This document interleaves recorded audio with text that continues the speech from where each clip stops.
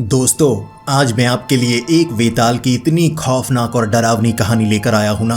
अगर आप इस चैनल पर नए हैं तो इस वीडियो को देखने के बाद आप इस चैनल को सब्सक्राइब करेंगे और उसके बाद वीडियोस में जाकर और वीडियोस को ढूंढना शुरू कर देंगे कि ऐसी अच्छी कहानी इस चैनल पर मिल रही है तो और कहानियां कैसी होंगी। ये मैं दावा करता हूं, अगर आप चैनल पर नए हैं तो ऐसा करेंगे। और ये आपको तब करना है जब आप इस कहानी को पूरा सुन लें, क्योंकि ये कहानी है बेहद ही खौफनाक और डरावनी। मेरा यकीन कीजिए, आपको भी अंदर तक डर लगेगा। तो हेडफोन लगा लीजिए, कमरे की लाइट्स ऑफ कर लीजिए, क्योंकि ये वक्त हो रहा है डरने का। तो ये कहानी है उत्तराखंड के रहने वाले देवशंकर की। बात बहुत समय पहले की है। जो देवशंकर था वो अपने गांव में एक बड़े जमींदार का बेटा था।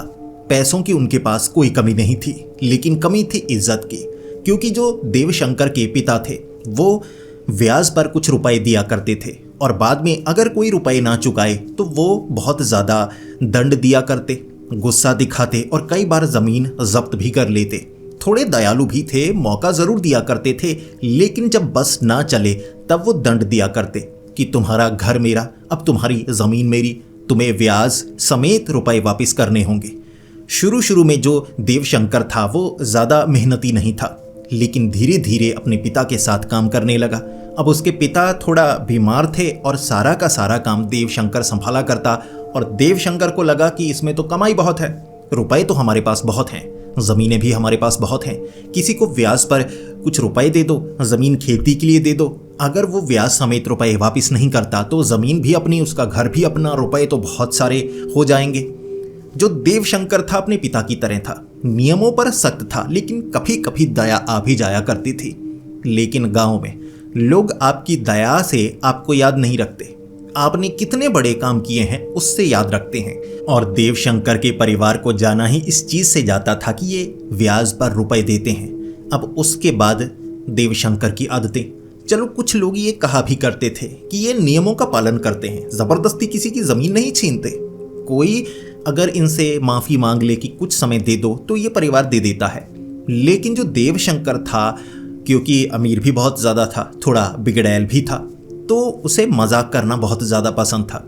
किसी के घर के अंदर चले जाना, किसी चीज़ को तोड़ देना, कभी किसी का खाना खा लेना, कभी किसी बागान में पेड़ों के ऊपर से फलों को, सभी फलों को तोड़ देना, ऐसे मजाक वो बहुत ज़्यादा किया करता था। किसी को ये मजाक पसंद आता तो किसी को बिल्कुल पसंद नहीं आता। अब ये तो देवशंकर, क्योंकि उसकी उम्र 20-22 साल थी तो जवानी में ऐसी हरकतें वो कर रहा, और इज्जत गांव में उनके परिवार की नहीं थी, देवशंकर की तो बिल्कुल भी नहीं थी।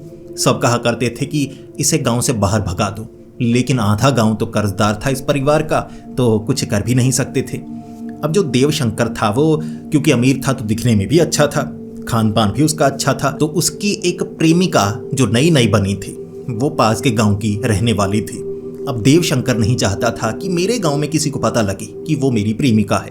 अब आसपास के इलाके में कह सकते हैं सबसे सुंदर लड़की जो इसकी कक्षा में पढ़ा करती थी, इसे शुरू से ही पसंद थी, और दोनों का प्यार धीरे धीरे परवान चढ़ा और अब दोनों प्रेमी प्रेमिका बन चुके थे। देवशंकर रात के अंधेरे में उससे मिलने के लिए जाया करता था। पास में एक तालाब था, वो नहाने के बहाने वहाँ निकल आती, ये भी उससे मिलने के बहाने वहाँ चला जाता, और दोनों बैठकर घंटों बातें करते। और कभी कभी रात के 10-11 बजे देवशंकर वापस आ रहा होता। कई लोग सवाल पूछते, लेकिन फिर देवशंकर जब मजाक करता ना तो कोई सवाल पूछने लायक नहीं रहता। तालाब में फेंक दिया, किसी को जैसे कपड़ा बांधकर भूत भूत करके पीटना शुरू कर दिया, तो ऐसे मजाक करता तो कोई भी उसके सामने आना पसंद नहीं करता था। लेकिन एक बार ऐसे ही जब देवशंकर अपनी प्रेमिका से मिलने के लिए गया हुआ था, अब वो जो लड़की थी वो मुखिया की बेटी थी। मुखिया को शक हो गया कि ये किसी से तो मिलने जाती है। अब दोनों ने ये डिसाइड किया था कि शादी से पहले तक किसी को पता लगने नहीं देना है कि हमारा प्यार बढ़ रहा है। समय आने पर घर वालों को बताएंगे और कोई मना नहीं कर सकता, क्योंकि दोनों परिवार अच्छे खासे अमीर थे। जिसके बाद उसके पिता ने पीछा किया उस लड़की का। देवशंकर वहां से भाग निकला और देवशंकर किसी तीसरे गांव में किसी तरह छिप गया। अब देवशंकर रात के 11-11:30 तक छिपा रहा। जो गांव का मुखिया था, कई लोग उसके साथ थे जो ढूंढ रहे कि लगता है इस तरफ कोई लड़का गया है। अब ये उसकी बेटी से मिलकर इस तरफ निकला होगा, पक्का नहीं था। लेकिन वो ढूंढते रहे, नहीं मिला तो उस लड़की पर कोई शक करने वाला नहीं था। लेकिन समय बहुत हो गया। झाड़ियों में छिपकर जो देवशंकर था उसने किसी तरह वो समय गुजार दिया, फिर चुपचाप निकलकर घर की तरफ आ रहा। उसे ये भी लगा था कि एक बार फिर से मिलने का मौका मिल जाता ना अपनी प्रेमिका से तो ज़्यादा अच्छा होता। अभी 10-15 मिनट ही बातें की थी, उसके तो पिता आ गए। अच्छे से हम बातें कर नहीं पाए तो देवशंकर थोड़ा उदास भी था। फिर जो देवशंकर की प्रेमिका थी ना, बिल्कुल उसके जैसी थी। दोनों को मजाक करना बहुत ज़्यादा पसंद था। स्कूल में भी बहुत ज़्यादा मजाक किया करते, एक दूसरे को तंग भी किया करते, क्योंकि दोनों अमीर थे तो थोड़े बिगड़ैल भी थे। कभी भी आधी रात को मिलना है, दोनों डिसीजन बनाते कि घर से भाग कर मिलेंगे, चाहे जो हो जाए, ऐसे किया करते। तो देवशंकर घर की तरफ आ रहा। रास्ते में उसे एक बड़ा पीपल का पेड़ मिला। उसे लगा ये शॉर्टकट रास्ता है, सामने घर नजर आ रहे हैं, अपने गांव की तरफ इस तरफ से निकलता हूं। तो जैसे ही उस पेड़ के पास से वो निकल रहा, एक आवाज आई, तुम्हें यहां नहीं आना चाहिए था, अब तो मैं पकड़ लूंगा। तो देवशंकर के दिमाग में कुछ नहीं आया। आम कोई इंसान होता तो डर जाता, किसकी आवाज है, कोई लुटेरा ना हो। लेकिन कोई मजाक करता है और उसके साथ कोई मजाक करे, वो छोड़ता नहीं, तो वो क्या करेगा। देवशंकर ने कहा, अच्छा तुम मुझे पकड़ोगे, लो मैं बैठता हूं, पकड़ के दिखाओ। अब देवशंकर को वो आवाज थोड़ी पतली लगी, तो देवशंकर को लगा कि ये आवाज पतली है, किसी लड़की की है। ऐसा तो नहीं मेरी प्रेमिका मुझे तंग करने के लिए पेड़ के पीछे छिपी है और कह रही है मैं तुम्हें पकड़ लूंगी। तो देवशंकर कहने लगा, अच्छा ऐसा है तो पकड़ लो, मैं तो खुद ही चाहता हूं कि कोई लड़की मुझे पकड़ ले। फिर पीछे से आवाज आई, मैं न लड़का हूं न लड़की हूं, मैं पकड़ लूंगा, सच कह रहा हूं, मैं पकड़ लूंगा। तुम इजाजत दोगे तो मैं तुम्हारे ऊपर आ जाऊंगा और तुम्हें पीछे से पकड़ लूंगा। तो इस पर जो देवशंकर था कहने लगा, तो पकड़ लो, लो मैंने बाजुएं खोल दी, पकड़ सकते हो तो पकड़ो। फिर किसी के सरकने की आवाज आई। देवशंकर ने देखा कि पीछे से ऐसे हाथ निकले। अब हाथ ऐसे जैसे उसकी छाती को घोंट लिया। देवशंकर ने महसूस किया कि लड़की के हाथ तो नहीं लगते, ये तो बड़े सख्त सख्त से हाथ है। उसे अपनी प्रेमिका की बाजुएं, हाथ नरम नरम बहुत ज़्यादा पसंद थे और उसे पता था मर्द के हाथ और औरत के हाथ कैसे होते हैं, ये तो किसी मर्द के हाथ हैं। तो उसने कहा छोड़ छोड़।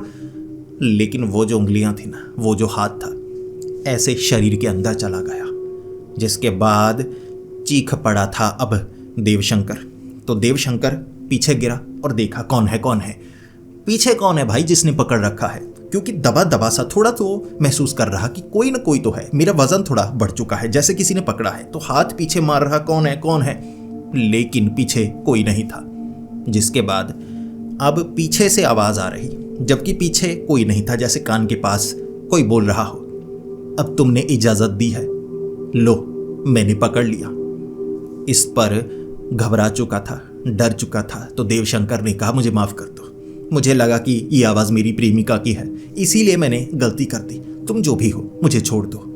फिर पीछे से आवाज आई, नहीं मैं तुम्हें नहीं छोड़ सकता, जब से तुम्हें पकड़ा है मैं देख सकता हूं तुम कैसे इंसान हो, तो तुम मेरा एक काम कर सकते हो, तुम्हारे जैसे इंसान की ही मुझे जरूरत थी, अब तो तुम्हें मेरा काम करना ही होगा। लेकिन देवशंकर कहने लगा, देखो तुम मुझे छोड़ोगे या नहीं, अगर मुझे गुस्सा आ गया फिर मैं बहुत बुरा हूं।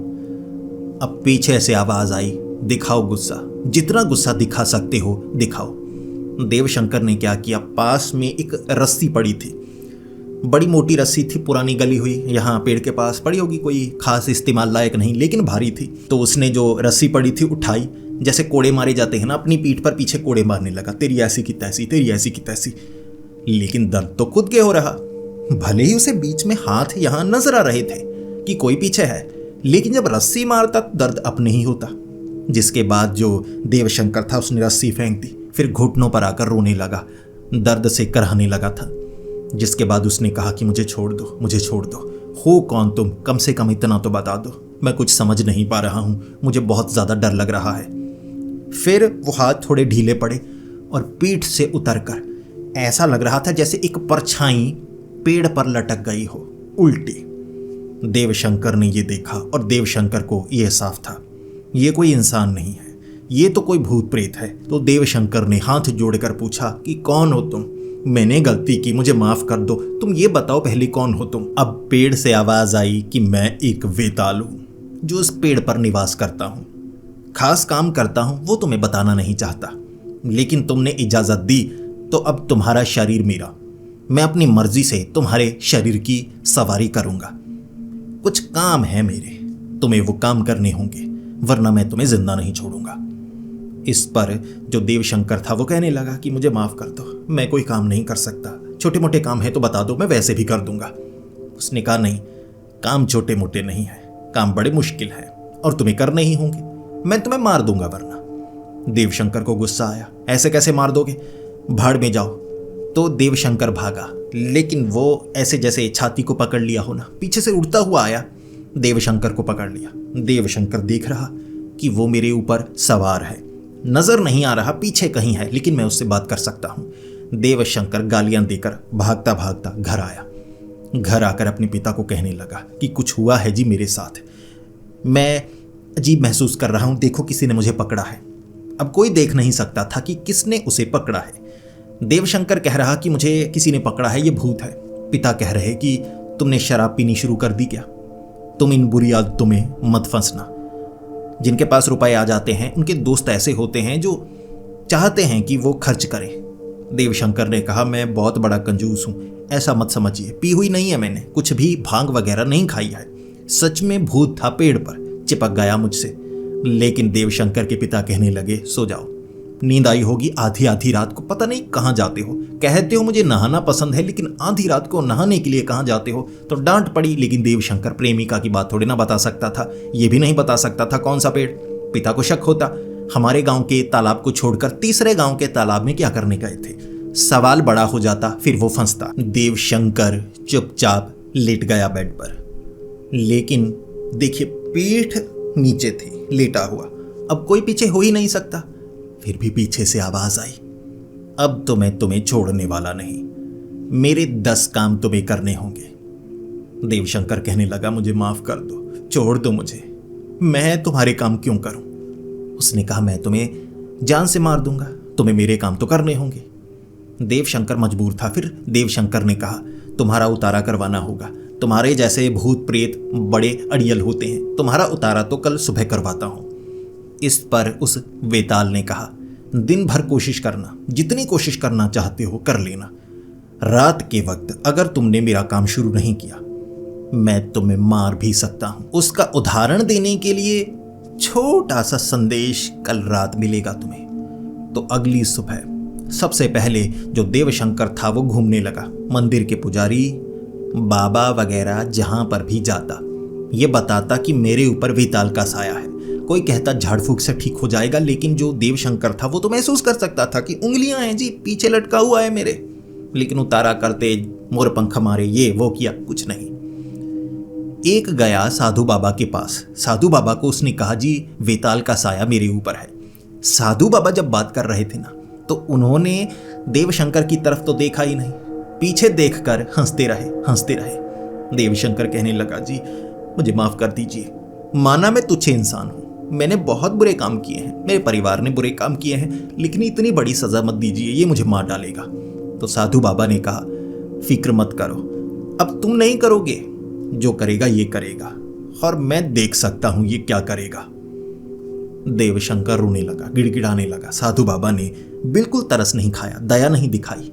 कोई खास कारण था, लेकिन जो साधु बाबा थे वेताल को देख सकते थे, इसीलिए वेताल को देखकर साधु बाबा मुस्कुराते रहे। और देवशंकर को लगा साधु बाबा मेरी मृत्यु देख सकते हैं, मेरा परिवार बुरा, मैं भी बुरा, शायद इसीलिए साधु बाबा चाहते होंगे कि बुरे लोगों का अंत हो। वेताल इसके ऊपर है तो मरे, अब मैं क्या करूं, मैं अच्छे काम करूं या क्या करूं?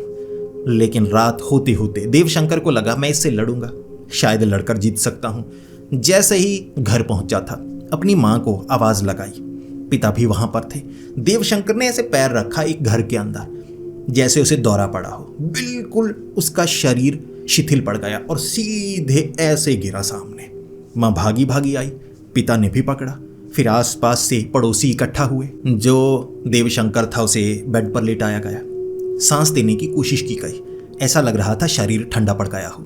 लेकिन देवशंकर की आंखें खुली थी, वो देख पा रहा, हिला नहीं पा रहा लेकिन देख पा रहा कि क्या चल रहा है। सब रोने लग चुके हैं, किसी ने गर्दन पर हाथ लगाई, किसी ने नब्ज चेक की। हर कोई कह रहा था ये मर चुका है, इसे बचाने की कोशिश करो, इसे बचाने की कोशिश करो। वैद्य को बुलाया गया। अब 5-7 मिनट हो चुके थे, लाश पड़ी 5-7 मिनट, कोई बचता नहीं। चाहे किसी भी तरह से दिल की धड़कन बंद हो जाए तो शरीर ठंडा पड़ जाता है, फिर दोबारा बचाया नहीं जा सकता। लेकिन देवशंकर देख रहा, वो कह रहा मैं तो जिंदा हूं, हिल नहीं पा रहा, ना जो आंखों की पुतलियां हैं हिला पा रहा, लेकिन देख पा रहा कि सब रो रहे हैं। शायद मरने के बाद ये महसूस होता है, उसे पूरी मौत का एहसास हुआ। सब रो रहे थे, सब रो रहे। फिर एक झटके से जो देवशंकर था उठा। कई लोग तो डरकर घर से बाहर भाग गए। लाश जिंदा हो गई जी, लाश जिंदा हो गई। कई कह रहे थे कि कुछ नहीं हो सकता, ये मर गया, शायद दौरा पड़ा होगा, दिल का दौरा ऐसे पड़ता है जी, अचानक मौत हो जाती है। वो तो उठकर बैठ गया, सांस ले रहा, शरीर धीरे धीरे गर्म हुआ। फिर सबने गले से लगाया कि देवशंकर मौत को छूकर वापस आया है। वैद्य ने कहा ये मर चुका था, ये मरकर जिंदा हुआ है, पूछिए मरने के बाद क्या होता है, इससे पूछिए। देवशंकर कहने लगा छोड़िए, आप में से कोई मेरी मदद नहीं कर सकता। मैं जिस बड़ी मुसीबत में हूं, मुझे पता है मौत बिल्कुल सामने खड़ी है, ये तो कभी भी मार देगा मुझे। अब वो जो वेताल था उसके हंसने की आवाज आ रही। देवशंकर ने कहा सब चले जाइए, मुझे कमरे में जाना है। फिर कमरे में गया देवशंकर, हाथ जोड़े। महसूस हो रहा कि किसी ने पीछे से पकड़ा हुआ है। जैसे दिखाया जाता है कि वेताल आपके ऊपर सवारी करता है, वो वेताल सवारी कर रहा था, किसी और को नजर नहीं आ रहा। देवशंकर ने हाथ जोड़कर कहा वेताल राजा, आप क्या चाहते हैं, मैं वो काम करूंगा। अब मुझे पता है जिंदा रहने के लिए आप जो कहेंगे मुझे वो करना होगा, मैं बचने वाला नहीं, मैं हार मानता हूं, बताइए मुझे क्या करना होगा। तो उस वेताल ने कहा बहुत अच्छे, मुझे लगा था तुम थोड़े अड़ियल हो, कुछ समय और लगेगा, तुम्हें थोड़ा और दंड देना पड़ेगा, लेकिन ठीक है तुम तो मान गए, लेकिन काम बड़े मुश्किल होंगे। तुम्हें क्या लगता है वेताल क्या होते हैं, कैसे होते हैं, सच सच बताना। तो इस पर देवशंकर अब हार मान चुका था, जैसा उसने कहा वो वैसा कर रहा।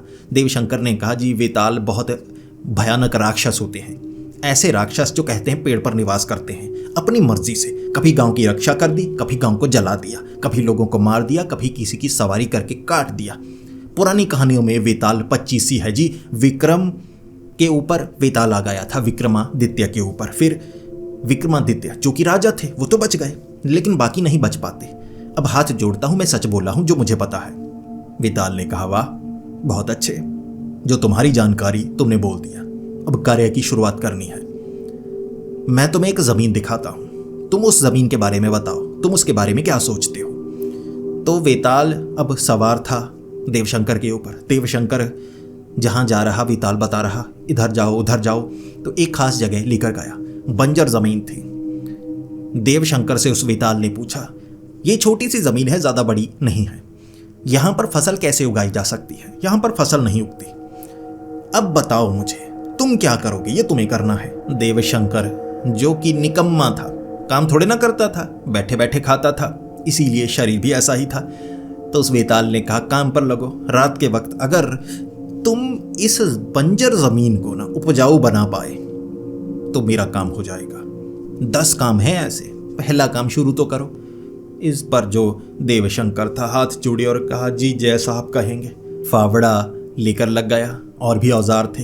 रात के वक्त मिट्टी नरम करने पर लगा हुआ, अगली रात भी ये काम। अब उस वेताल ने कहा था मेहनत करो, जितनी मेहनत कर सकते हो उतनी मेहनत करो, देखते हैं काम बनता है। तो जो देवशंकर था पहली रात तो उसने मिट्टी नरम करने में लगाई, अगली रात भी मिट्टी को और नरम किया। फिर उसने पढ़ना शुरू कर दिया, पढ़ा लिखा था तो कैसे मिट्टी को उपजाऊ बनाया जाए। वर्मी कंपोस्ट हो गया, खाद डाली जाएगी, पानी डाला जाएगा, थोड़ा रेत मिलाई जाएगी, कई केमिकल हैं वो मिलाए जाएंगे, मिट्टी को उपजाऊ बनाया जाता है, ऐसे किया जाता है। कम से कम 15 दिन लगे उसे। वेताल कह रहा तुम्हारी जिंदगी मेरे हाथ में है, काम करते रहो। शुरू में देवशंकर को मुश्किल हो रही, लेकिन अब देवशंकर ने कार्य किया।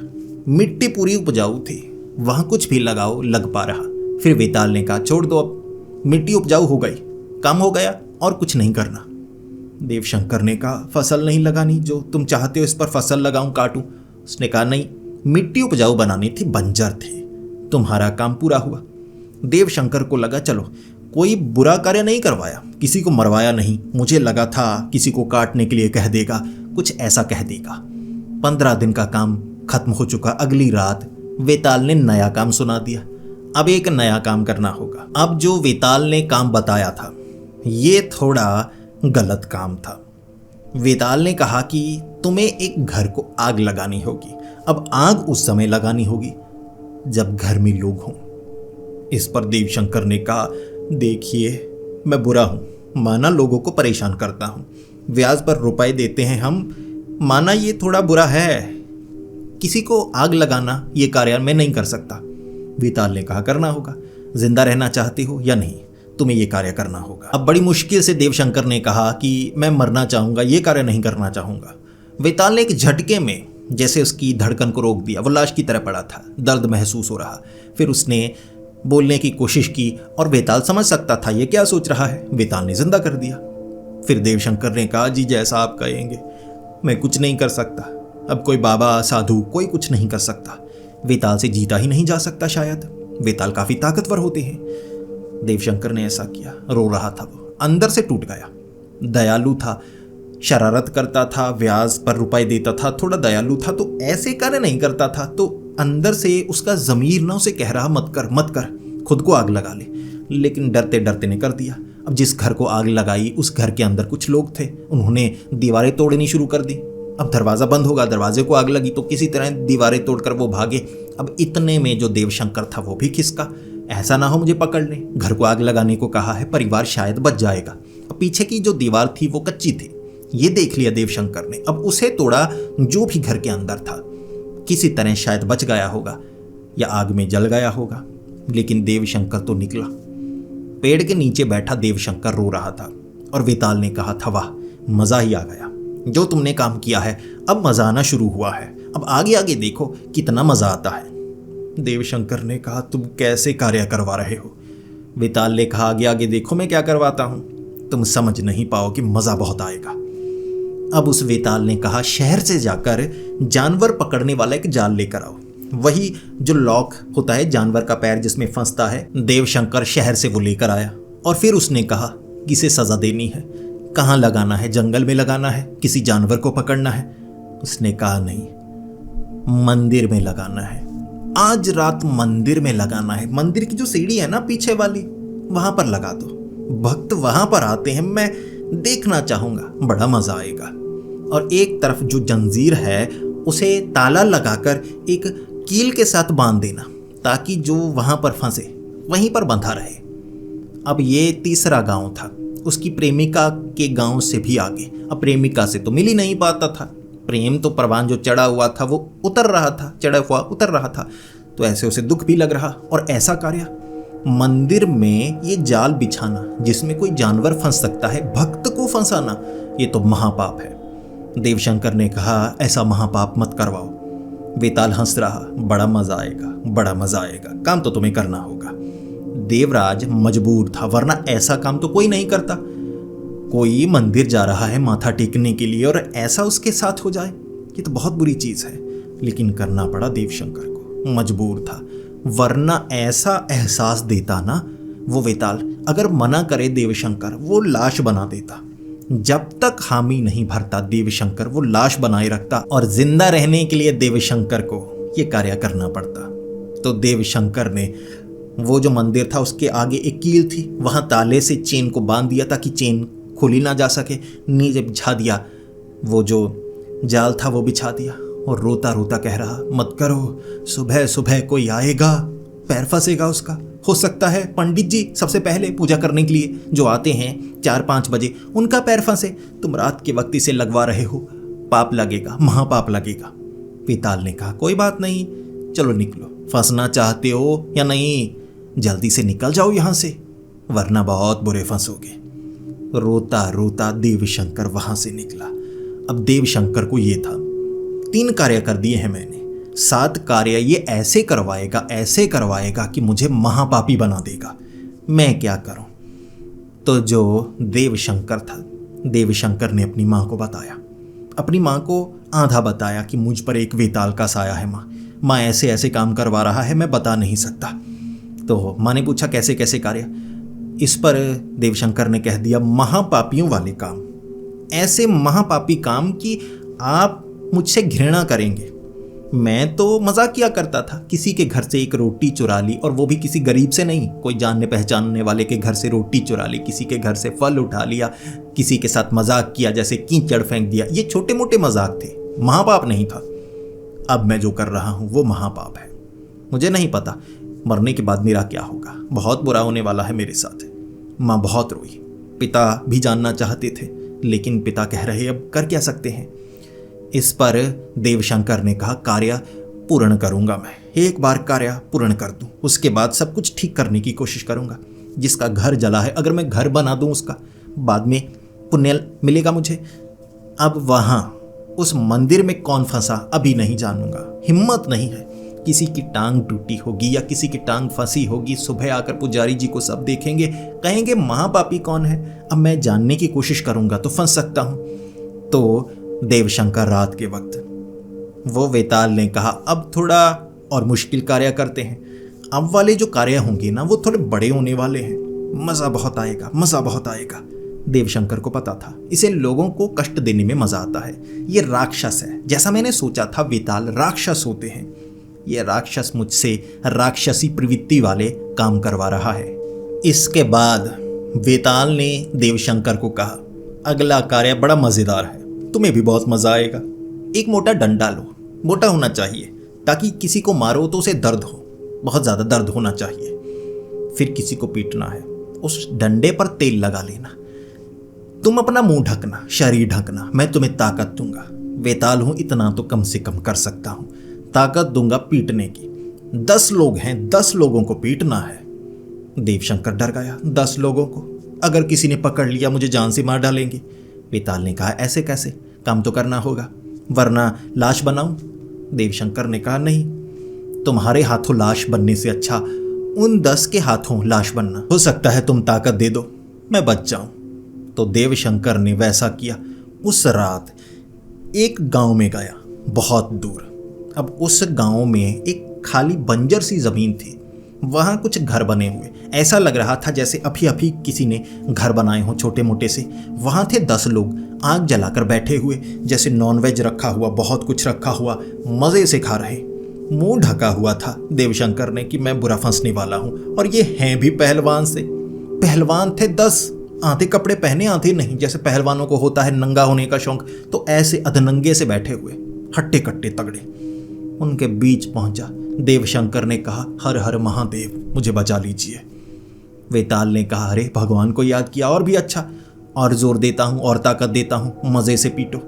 देवशंकर ने डंडे से पीटना शुरू कर दिया। देवशंकर डरता था वेताल से, जैसा उसने कहा इसे इतना मारो, इसे इतना मारो, देवशंकर मारता गया। पहलवान थे, हावी होने की कोशिश कर रहे।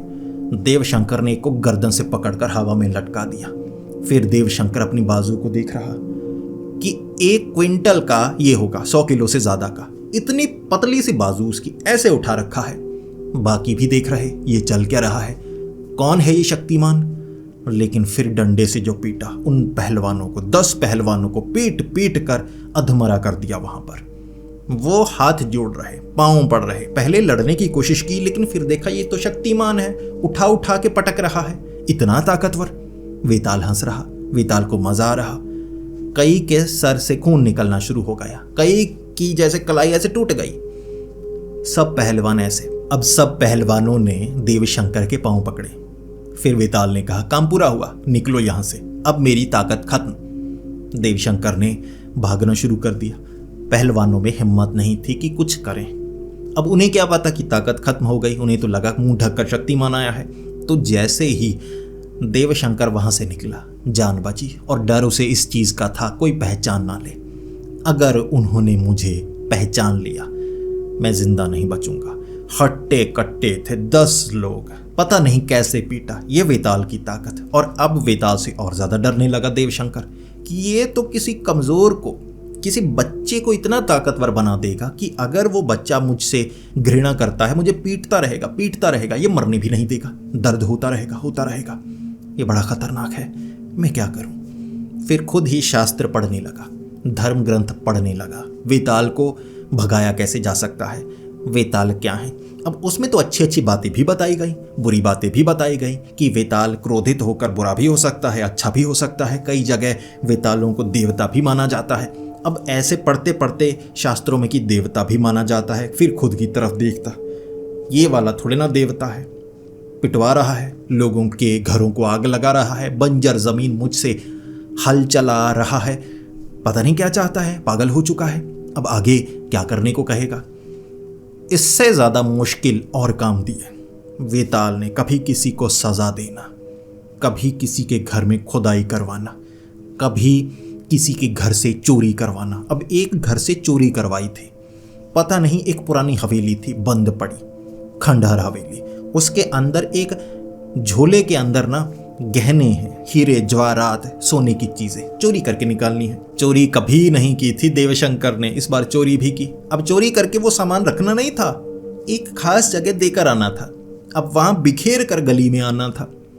तो ये चीज जब देवशंकर ने कर दी, आखिरी कार्य जो देवशंकर का था, देवशंकर का ज़मीर उसे इजाजत नहीं दे रहा। देवशंकर ने कहा ये कैसा काम है, महापाप महापाप। अब आसपास के जितने गांव थे वहां पर स्टोरेज थी, यानी जो अनाज किसान इकट्ठा करते तो बारिश ना हो जाए तो स्टोरेज बनाई गई थी। वहां पानी नहीं आता था, थोड़ी ऊंचाई पर था, तो वहां पर अनाज स्टोर किया जाता। तो वहां पर आग लगेगी आज रात। तो देवशंकर ने पूछा आग कैसे लग जाएगी, तुम्हें कैसे पता। वेताल ने हंसते हुए कहा आग लगेगी, मुझे भविष्य के बारे में पता होता है। देवशंकर ने कहा आग लगेगी तो क्या करना होगा। उसने कहा अनाज की बोरी निकालनी होगी, लूटेंगे। तुमसे चोरी करवाई, मंदिर में जाल बिछवाया, सब कुछ करवा लिया, तुमने लूटा नहीं, तुम्हें लुटेरा भी बनाना है। चलो चलो लुटेरा बनने की आज रात है। देवशंकर हाथ जोड़कर नीचे बैठा, सोच रहा कि मैं कैसा इंसान हुआ करता था। अब उसे जो पहले काम हुआ करते ना वो भी बुरे लग रहे। अब उसने वेताल के सामने कहा जैसा शास्त्रों में बताया गया है कि वेताल देवता भी होते हैं, राक्षस भी होते हैं। सामने वाला क्या करता है उस पर निर्भर करता है। मैं ये समझ पाया, मेरे जो बुरे कर्म थे तुम उसकी मुझे सजा दे रहे हो, मुझे महापापी बना रहे हो। मैं छोटे मोटे पाप करता था, अब समझ में आ रहा है छोटे मोटे पाप करना भी पाप की श्रेणी में आता है। वो वेताल हंस रहा। फिक्र मत करो, आज की रात आखिरी रात है, सब जान लोगे तुम, सब कुछ पता लग जाएगा, आज खत्म होगी ये सजा। तो रोता रहा, बहुत ज़्यादा रोता रहा। फिर देवशंकर ने कहा अगर गोदाम में आग लगी होगी तो आग के बीच में बोरियों को निकाल कैसे पाऊंगा। तो उस वेताल ने कहा बस यही तो बात है, आज तुम्हें मैं ऐसी ताकत देता हूं कि तुम्हें महान लुटेरा बना दूंगा। ऐसा लुटेरा कोई सोच नहीं सकता। तुम में इतनी जान होगी, तुम 10-10 बोरियां पीठ पर उठाकर बाहर निकाल सकते हो, तुम्हारे शरीर को आग जला नहीं सकेगी। तुम ऐसे ताकतवर इंसान बनकर सबके सामने दिखोगे जिस पर कोई यकीन नहीं करेगा।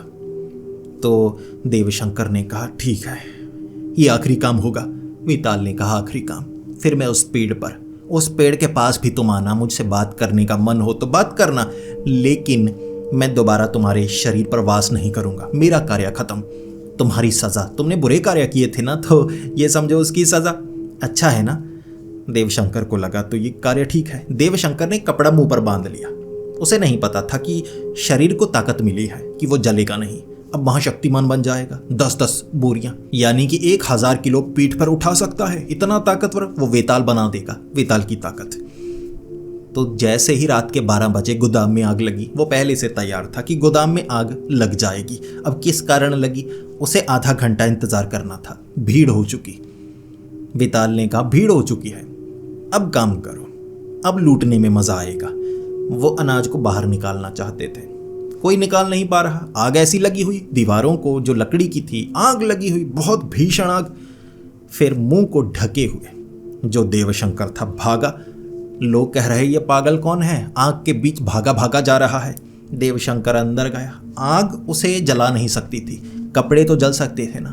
मुंह जिससे उसने लपेटा हुआ उसे कब आग लग गई देवशंकर को पता नहीं लगा। लेकिन वेताल ने कहा अब काम करो पूरा। देवशंकर ने अंदर से अनाज की बोरियां पीठ पर भर भर कर बाहर रखनी शुरू कर दी। मैं लुटेरा, मैं लूट लूंगा, मैं लूट लूंगा। उसे लग रहा कि चेहरा ढका हुआ है, मैं ऐसी आवाज निकालूंगा कोई मुझे पहचान ना सके, भारी आवाज निकालूं। उसे क्या पता था, सब उसे देख रहे हैं। नंगा, कपड़े जल चुके थे, लेकिन शरीर को आग नहीं लग रही, इतना ताकतवर। अनाज की बोरी पीठ पर रखकर पूरे गोदाम को खाली कर दिया।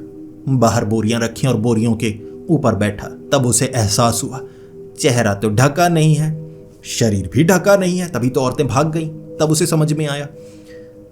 उसके बाद हाथ जोड़कर सबको कह रहा, मुझे माफ कर दीजिए, मैं अनाज को लूटना नहीं चाहता था, लेकिन मुझसे ये करवाया गया है, मैंने ये नहीं किया। गांव वालों ने हाथ जोड़ लिए।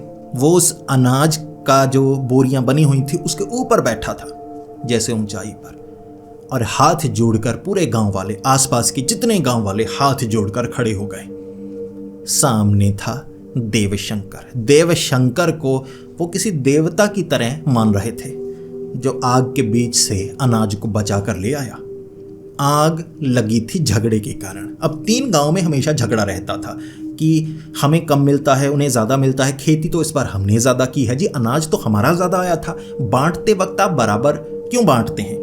हिस्सा किया करो ना, हमने ज़्यादा यहाँ स्टोर किया अनाज तो हमें ज़्यादा मिले, जब मुश्किल होती है तो हमें बराबर मिलता है। ऐसे झगड़ा हो रहा। तो इस झगड़े में रात के वक्त गांव वाले इकट्ठे हो गए थे, तो मशाले लेकर आए थे। उन्हें क्या पता यहाँ पर आग लग सकती है। तब थोड़ा झगड़ा हुआ, मशाल गिर गई, आग लग गई। किसी में हिम्मत नहीं थी अनाज को बाहर निकालने की। देवशंकर ने किया, सब हैरान, ये तो कोई देवता के समान है, जलता नहीं, इतना ताकतवर। तब वेताल ने कहा था, तो मैं चलता हूं, अब अपनी इज्जत भी खुद ही संभालो, खुद के पाप भी खुद ही संभालो। देवशंकर ने हाथ जोड़कर कहा, जी मैंने बहुत पाप किए हैं, मुझे माफ कर दीजिए, मुझे देवता की तरह मत हाथ जोड़कर कहिए, मैंने पाप किए। देवराज ने तब वहां पर माफी मांगी अपने कामों की। जी वो जमीन पर मैंने खेती की, पता नहीं किसकी जमीन थी, मैंने उसे उपजाऊ बनाया। वो एक गरीब परिवार की जमीन थी। अब उस परिवार ने काम तो बहुत अच्छे किए थे, उनके दादा परदादा जमीन दान दिया करते थे। अब आखिरी जमीन थी वो बंजर पड़ गई, कोई उनकी मदद नहीं कर रहा। जमीन वही थी जिस पर उन्हें खेती करनी थी, लेकिन बंजर जमीन पर कैसे करते। तब भविष्यवाणी हुई, शायद उस वेताल ने की होगी, कि जमीन उपजाऊ हो जाएगी, तुम्हें ये खास काम करने होंगे। तो उन्होंने लोगों की मदद की जो उनके पास बचा था, बदले में उनकी जमीन अपने आप उपजाऊ हो गई। अब उन्हें पता लगा ये तो इसने किया है। लोग और ज्यादा हाथ जोड़ने लगे, अरे वाह, ये कार्य कोई कर ही नहीं सकता था, ये तो आपने किया। फिर देवशंकर ने कहा, जी मैंने घर को आग लगाई, किसी के घर में लोग थे, मैंने आग लगा दी। फिर देवशंकर को पता लगा, गुंडे थे वो, गुंडे आसपास लड़कियों को छेड़ा करते थे, वहीं रहा करते थे। भगाने की कोशिश की, वो भाग नहीं रहे थे, वो किसी को कुछ करने नहीं देते थे। कहते हैं उस रात जब आग लगी ना, आग का एक आकार बना था, आग के उस आकार से वो बदमाश गुंडे ऐसे भागे, वापस नहीं आए, भाग गए। गांव को छुटकारा मिला। गांव वाले और हाथ जोड़ रहे, अरे जी देवता देवता।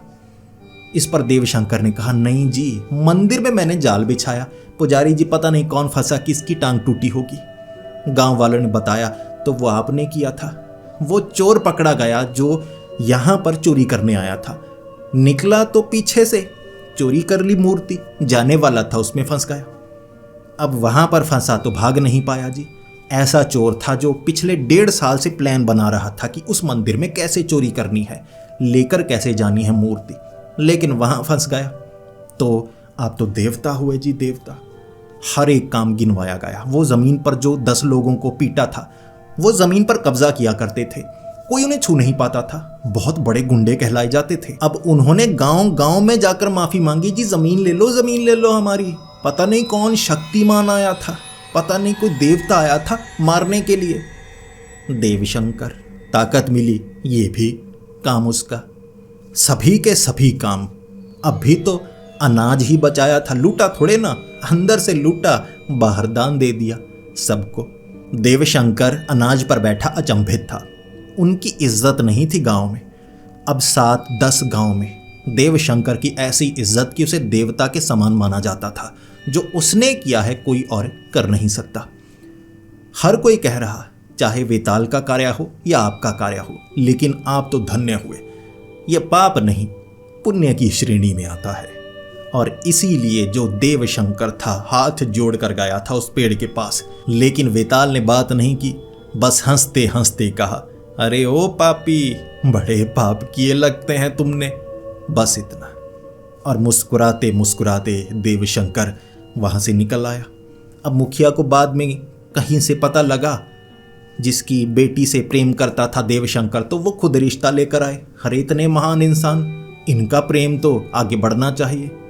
यानी देवशंकर जो बुरा था, परिवार की जो इज्जत नहीं थी, बहुत इज्जत बनी। और ये काम हुआ वेताल के जरिए। तभी तो दक्षिण भारत में वेताल को देवता भी माना जाता है, जो कहते हैं कि गांव की रक्षा करते हैं, लेकिन क्रोधित होने पर जब दंड देते हैं बहुत बुरा देते हैं।